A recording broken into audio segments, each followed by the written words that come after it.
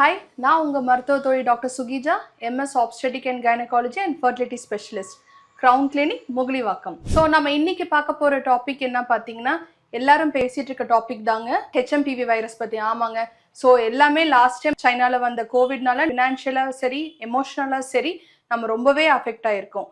அதே மாதிரி இன்னொரு வைரஸ் HMPV வைரஸும் வந்து அஃபெக்ட் ஆகுமான்னு சொல்லிட்டு நிறைய பேர் என்கிட்ட இந்த கேள்வி கேட்குறாங்க. ஸோ நம்ம அதை பத்தி இன்னும் கொஞ்சம் டீட்டெயிலாக பேசலாம் வாங்க. HMPV வைரஸ் அப்படின்னு என்னன்னா ஹியூமன் மெட்டா நிமோ வைரஸ். இது வந்து ஒரு நிமோ வைரஸ் ஃபேமிலியிலேருந்து வருதுங்க. இது வந்து இன்னைக்கு வந்த வைரஸ் இல்லைங்க. ஏன்னா எல்லாரும் என்ன பயப்படுறாங்கன்னா, ஐயோ இப்போதான் புதுசாக வந்திருக்கு அப்படின்னு நினைக்கிறாங்க. அப்படிலாம் கிடையாதுங்க.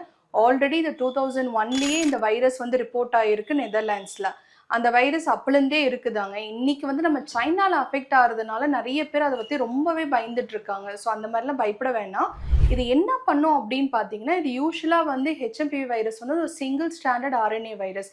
இது வந்து அஃபெக்ட் ஆகும்போது ரெஸ்பிரேட்டரி ட்ராக் தான் மெயினாக வந்து அஃபெக்ட் ஆகும். எதனால அது அஃபெக்ட் ஆகும் அப்படின்னு பார்த்தீங்கன்னா, நம்ம வந்து பேசும்போதோ இல்லைன்னா இரும்பும் போதோ இல்லைன்னா வந்து ஸ்னீஸ் பண்ணும்போதோ அதுலேருந்து வர துளிகள், கீழே விழுற துளிகள், அதனால ஏர்ல ஸ்ப்ரெட் ஆகும். அதே மாதிரி ஆப்ஜெக்ட்ஸ், ஏதாச்சும் ஒரு செல்ஃபோனோ இல்லை வேறு ஏதாவது ஆப்ஜெக்ட்ஸோ ஹேண்டில் பண்ணிவிட்டு அதுக்கப்புறம் நம்ம நோஸ்லேயோ வாயிலையோ கண்ணிலையோ வைக்கும்போது ஈஸியாக வந்து அது ஸ்ப்ரெட் ஆகிற தன்மை வந்து அதிகமாக இருக்கும்.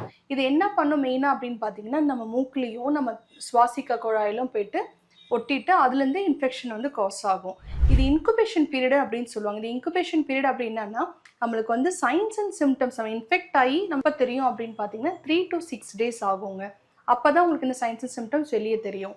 இது யாருக்கு ரொம்ப காமனாக அஃபெக்ட் ஆகும் அப்படின்னு பார்த்தீங்கன்னா, சின்ன பசங்களுக்கு, வயசானவங்களுக்கு, ஒரு 60 to 65 வயசுக்கு மேலே இருக்கவங்களுக்கு, அதே மாதிரி immuno compromise patient, immuno compromise cancer, AIDS அந்த மாதிரி இருக்க பேஷண்ட்டுக்கு, அதே மாதிரி ப்ரெக்னென்ட் உமனுக்கும் வந்து அஃபெக்ட் ஆக சான்சஸ் இருக்குது. இது என்ன சிம்டம்ஸ் அப்படி காமிக்க, நார்மலாக எல்லாருக்கும் இருக்க வைரல் ஃபீவர் வர மாதிரி தான் இதுலேயும் இருக்கும். வேறு ஸ்பெசிஃபிக்காக இது எதுவும் கிடையாதுங்க. ஃபீவர் வரும், சோர் த்ரோட் வரும், பர்சிஸ்டண்ட்டாக காஃப் வரும், அதே மாதிரி நேசல் பிளாக் சில பேருக்கு வரும்.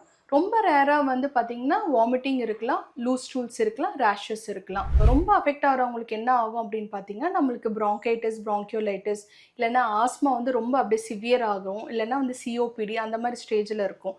அவங்களுக்குலாம் வந்து நாங்கள் என்ன சஜஸ்ட் பண்ணுவோம்னா ஹாஸ்பிட்டலைசேஷன் ஆகலாம். மைல்ட் சிம்டம்ஸ்லாம் வந்து நீங்கள் வீட்டிலே இருக்கலாங்க, ஒன்றும் ப்ராப்ளம் கிடையாது. பட் ரொம்ப சிவியாரிட்டி அதிகமாக போகும்போது நீங்கள் வந்து ஹாஸ்பிட்டல் அட்மிட் ஆகிற மாதிரி இருக்குது. எப்போ ஹாஸ்பிட்டல் அட்மிட் ஆகணும் அப்படின்னு எல்லாருமே கேட்குறாங்க. ஸோ உங்களுக்கு வந்து ஷார்ட்னஸ் ஆஃப் பிரெத், ரொம்ப உங்களுக்கு மூச்சு விடுற கஷ்டமாக இருக்குது, உங்கள் ஆக்சிஜன் லெவல் ரொம்ப கம்மியாக இருக்குது, கண்டிப்பாக நீங்கள் வந்து ஹாஸ்பிட்டலில் வந்து அட்மிஷன் ஆகணுங்க.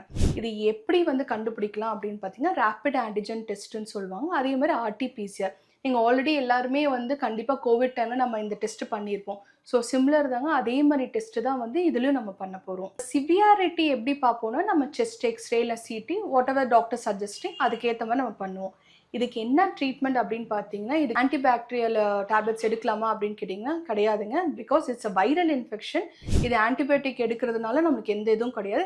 எப்போ நீங்கள் ஆன்டிபயோட்டிக் எடுக்கலான்னு பார்த்தீங்கன்னா, இதனால செகண்டரி இன்ஃபெக்ஷன் ஏதாவது அஃபெக்ட் ஆச்சு அப்படின்னா அப்போ நீங்கள் ஆன்டிபயோட்டிக் டேப்லெட்ஸ் நீங்கள் எடுக்கிற மாதிரி இருக்கும். அது வரைக்கும் நீங்கள் சிம்டமேட்டிக்காக நீங்கள் ட்ரீட்மெண்ட் பண்ணாலே போதும். அதே மாதிரி நீங்கள் வந்து ரொம்ப சிவியாரிட்டி இருக்குன்னா தயவுசெய்து பக்கத்தில் இருக்க ஹாஸ்பிட்டல் இல்லை உங்களோட டாக்டர்ஸை போய் கண்டிப்பாக அணுகுங்க. ஏன்னா ஆரம்பத்திலே நம்ம வந்து ஸ்டார்டிங்லேயே நம்ம பார்த்துட்டோன்னா இது ஒன்றும் பெரிய சிவியரான சிம்டம்ஸ் இருக்காது. இதுக்கு ஏதாவது வேக்சின்ஸ் இருக்கான்னு நிறைய பேர் கேட்குறாங்க. இன்னும் இதுக்கு வேக்சின்ஸ்லாம் எதுவும் கிடையாது. ஜஸ்ட் நம்ம சிம்டமேட்டிக்காக ட்ரீட் பண்ணால் போதும். இது எப்படி ப்ரிவென்ட் பண்ணலாம் அப்படின்னு பார்த்தீங்கன்னா, நார்மலாக கோவிடுக்கு சொன்ன மாதிரியே தாங்க. ஸோ வெளியே போகும்போது மாஸ்க் போட்டுக்கோங்க. யாராச்சும் அந்த மாதிரி காஃப் அந்த மாதிரி இருக்கவங்க அவங்க தான் மெயினாக வந்து மாஸ்க் போடணும். ஏன்னா அவங்க தான் வந்து ஈஸியாக ஸ்ப்ரெட் பண்ணுவாங்க. ரொம்ப க்ரௌடட் ஏரியாவில் போகாதீங்க. ப்ராப்பர் ஹேண்ட் வாஷிங் அது கண்டிப்பாக வேணுங்க. அட்லீஸ்ட் மினிமம் ஒரு 20 செகண்ட்ஸாக உங்கள் ஹேண்டை வந்து வாஷ் பண்ணுங்கள். இந்த மாதிரி சின்ன சின்ன விஷயங்கள் நீங்கள் பண்ணிங்கனாலே ஈஸியாக ப்ரிவென்ட் பண்ணலாம். வீட்டில் யாராவது சிக்காக இருந்தாங்க அப்படின்னா அவங்க கொஞ்சம் ஐசோலேட் பண்ணி வச்சுருங்க. இதை பற்றி உங்களுக்கு வேறு ஏதாவது டவுட்ஸ் இருந்துச்சுன்னா என்னோட கமெண்ட் செக்ஷனில் கமெண்ட் பண்ணுங்கள், நான் ரிப்ளை பண்ணுறேன். தேங்க்யூ.